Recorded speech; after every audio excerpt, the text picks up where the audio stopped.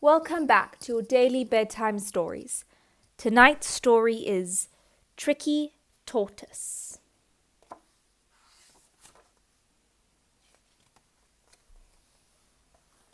When Tortoise was asleep, he looked like a round rock.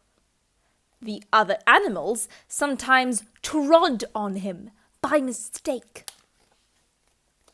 When Elephant trod on him for the 332nd time, he was very angry, for his shell had already been mended so many times that it looked like a coat of patches.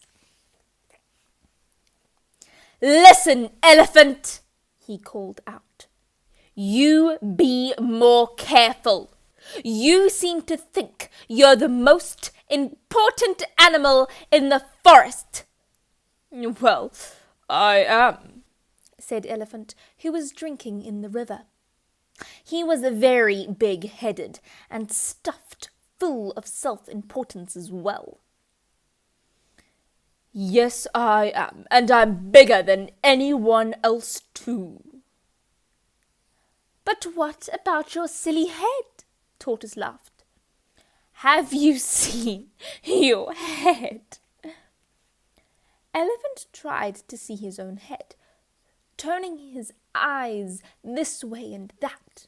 Well, no," he said, and his eyes crossed from trying.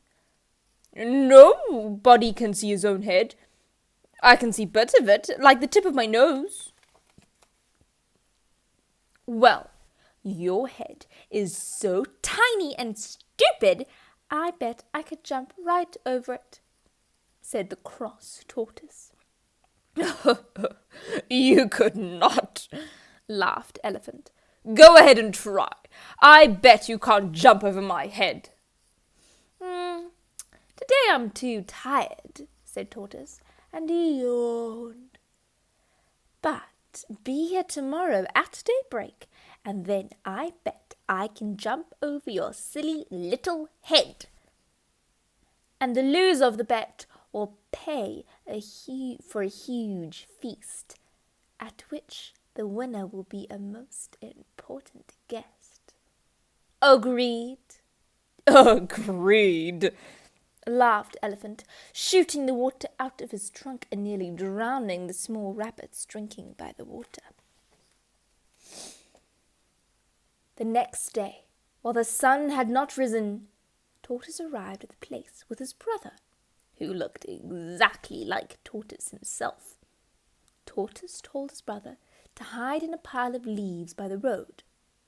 When the Elephant arrived, he found Tortoise doing exercises. All the forest animals knew how clever Tortoise could be, and when they heard about the bet and the feast, they came to watch the fun and see what trick he would play on Elephant. When Elephant came to the spot where Tortoise's brother had hidden, Tortoise called out, "Hey, there you are. Now you stand there and we'll begin. Ready? Yes. Wee wee wee! Yep, we go!" And Tortoise suddenly hid his legs and his head and his tail under his shell, disguising himself as a rock, just as his brother called.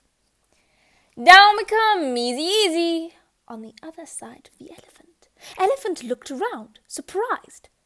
Tortoise had jumped over his head.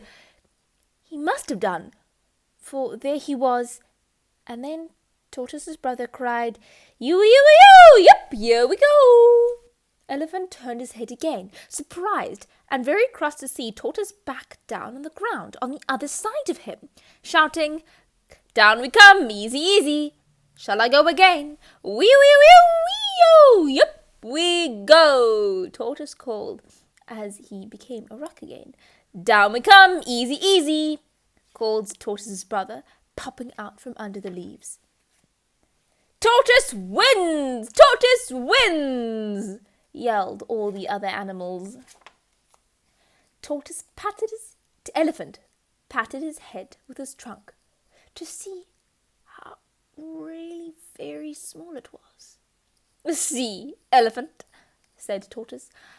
"You may be big, but that isn't everything. Why, even I can jump over your head. Shall I do it again?" "No, no," Elephant said crossly. "You win. You win." And all the animals went off to the forest, laughing and carrying Tortoise high in the air, for he was the most important guest. And Elephant sat, feeling certain that he'd made to look foolish. He didn't like feeling foolish at all. But since that day, he has been very careful not to step on Tortoise again. The end. Sleep tight and don't let the bed bugs bite.